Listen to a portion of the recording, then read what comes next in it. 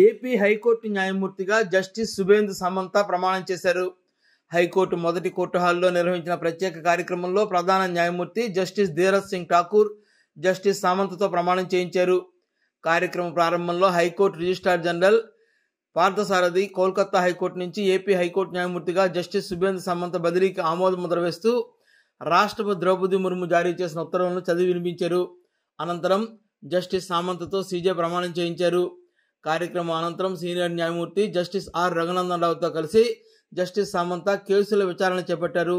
న్యాయమూర్తిగా బాధ్యతలు చేపట్టిన జస్టిస్ సామంతను పలువురు న్యాయవాదులు, శ్రేయోభిలాషులు కలిసి అభినందనలు తెలియజేశారు.